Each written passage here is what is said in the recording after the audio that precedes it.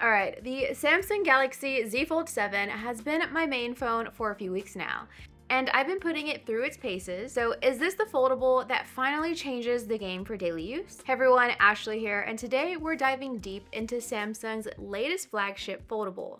I'm going to share my thoughts on living with the Z Fold 7 as my primary device. So I got the Z Fold 7 alongside the Z Flip 7, and right off the bat, the first wow moment for me, and honestly for anyone I've shown it to, is just how thin this phone really is.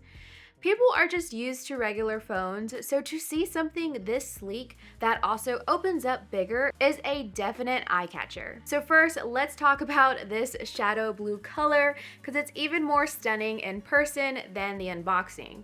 Now, I'm really glad I went with this color. I think it just pops and looks incredibly premium. As for the hinge, I think it's a step up from the Fold 6. I can immediately tell a difference. It feels incredibly sturdy, and opening and closing it is even smoother and more satisfying than before. So no durability concerns so far.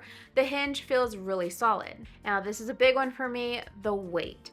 It feels super light, and even with a more comfortable front screen, it's still surprisingly semi-one-handed usable. And what I mean by that is I can reach most things with my thumb, and for quick replies and texts, it's totally fine.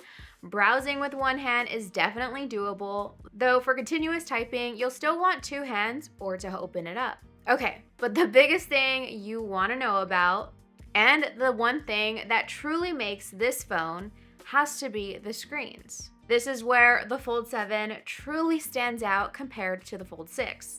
Now for me, that narrow screen on the Fold 6 was a real pain point, especially for quick back and forth tasks like responding to messages or quickly checking something online. I just felt forced to open it up for everything, and over time it got annoying.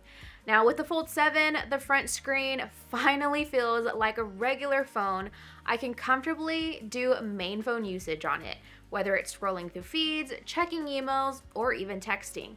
The typing on this outer screen is much better than the Fold 6, and it's finally a viable option for quick replies and general typing. This minimizes the need to constantly open up the phone for minor tasks, which was a huge barrier for me with the Fold 6. So it's tough to say if I use the outer or inner screen more, because I genuinely use both. Now, I tend to use the inner screen when I'm relaxing and consuming content, or when I need to use split screen mode for something. The front screen is my go-to for quick, on-the-go tasks, while the inner screen is for when I want bigger, more immersive canvas. And when it comes to performance, this thing is just smooth. It's got the Snapdragon 8 Elite for Galaxy, so it's powerful and a flagship experience through and through. Now, I haven't felt any downsides in performance yet. One minor pain point I've noticed just after using it for a while is the app scaling on the inner display. Now, this isn't new to the Fold 7, but I think it's still worth mentioning. Now, some apps are just stretched out and it breaks the immersion just a little. Apps like Reddit and Threads, for example, just seem to be stretched rather than optimized for the larger display. I think there's definitely room for improvement there, but I don't think it's a deal breaker, at least not for me. Now, the biggest question going to the Fold 7 was, could this truly be my main phone? And honestly, after a few weeks with it, I can confidently say that it has all the makings of one. This isn't just showing off, it can genuinely be a daily driver for normal usage. Now, I just use it for normal daily driver stuff like texting, browsing, social media, all the usual suspects, and it handles everything I throw at it with ease. I've briefly used multi-window and taskbar. They're definitely cool features, but I haven't fully integrated them into my full workflow just yet, but the potential is clearly there with some serious productivity. Now, for heavy users, this could be huge. And for the Z Fold 7, we finally have a bump in the camera performance. We now have the 200 megapixel main camera that you also find on the S25 Ultra. But in the past weeks, I've primarily used the main camera to take selfies, and that's a huge convenience with the cover screen acting as a viewfinder. It just makes selfies so much better when you're using the best sensors available. The camera gives you very similar results to the S25 Ultra overall, which of course is great. The overall performance of the phone is just as good. Just keep in mind that the Z Fold 7 doesn't have the same advanced zoom capabilities as the S25 Ultra, so it's not giving you that insane long-range zoom. But other than that, I feel like you'd be happy with the photos coming out of this phone. This phone competes with traditional flagships. Now, this is a full-fledged flagship capable of anything a traditional high-end smartphone can do. But let's talk about something a lot of people have noticed. The Z Fold 7 no longer has S Pen support. Now, Samsung actually removed the digitized layer from the inner display to achieve this thinner and more durable design. That digitized layer is necessary for the S Pen to function. Now, honestly, I didn't really use the S Pen much on the Fold 6. To be honest, I didn't use the Fold 6 too much in general. So for me, it's not a huge loss. I definitely prefer the thinner design that came from this decision. Now, I know some users have said you can buy other stylists that might work, but I haven't tried it for myself. Now, having the S Pen support is a trade-off, of course, but for me, I think the thinness wins. And with the Z Fold 7, battery life has been good, but not great. Now, I know it's subjective, but for my usage, I'm getting about 6 hours of screen on time, and I've been really draining it down to about 15% by the end of the day. It gets me through a full day, but just barely. Now, keep in mind that this is just for the first few weeks that I've had the phone, so long-term battery performance can still vary. Now, I don't typically use battery saving modes. However, I do have a routine set up to turn battery saver and battery protector on at 7 p.m.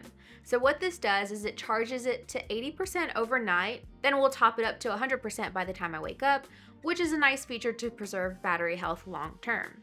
Now, after living with the Galaxy Z Fold 7 for a few weeks, what truly stands out to me is how much more enjoyable this fold is to actually live with day to day. The improved design, especially the thinner profile and lighter weight, genuinely makes it feel less like a foldable gadget and more like a refined high-end smartphone that just happens to fold. And that comfortable front display has been a game changer for me, making those quick tasks so much more intuitive. Even the shadow blue color adds to that premium feeling every time I look at it. Now for the pain points, even minor ones. First up is gotta be the price. So let's not beat around the bush. The $2,000 USD tag is a major hurdle. This is definitely a luxury purchase, and honestly, if I weren't a content creator, I don't know if I would buy it, even though I genuinely like this phone. It's a huge investment. And my second main point is the app scaling on the inner display. While the big screen is fantastic, seeing apps like Reddit and Threads appear stretched out rather than optimized means you're not always getting the seamless tablet-like experience you might expect. So who is the Z Fold 7 actually for? Now, definitely tech enthusiasts, people who have disposable income and are looking to try a truly unique and cutting-edge experience. It's a good experience, but make no mistake, you are buying an experience. So when you compare it to something like, for example, the Flip 7, I feel like the Fold 7 is for heavy users and enthusiasts, while the Flip 7 is more of a cutesy lifestyle type phone. But for someone coming from the Fold 6, the price makes it tough to recommend as a direct upgrade. You've already invested a lot, and while the new design, especially the improved outer screen, are a significant upgrade for me, and probably for many others, it's a big ask to shell out another $2,000, especially if you heavily relied on the S Pen support on your Fold 6. So it's a noticeable improvement, but the cost-benefit analysis gets tricky. Now, for someone coming from a traditional slab phone, well, if you have the budget and you're curious about foldables, then I think this is probably the best entry point we've seen yet. It minimizes the compromises of previous folds and truly feels like a flagship phone that also folds. The thinner design and more usable front screen make it less intimidating than ever. So after a few weeks with the Galaxy Z Fold 7, I'm genuinely impressed. I feel like it's truly refined and capable foldable that's an exciting glimpse into the future of smartphones. But what do you think of the Z Fold 7? Are you considering picking one up? Let me know your thoughts in the comments below. And if you enjoyed this video and found this honest review helpful, please give it a thumbs up and consider subscribing for more tech reviews. But thanks for watching, and I'll see you in the next one. Bye!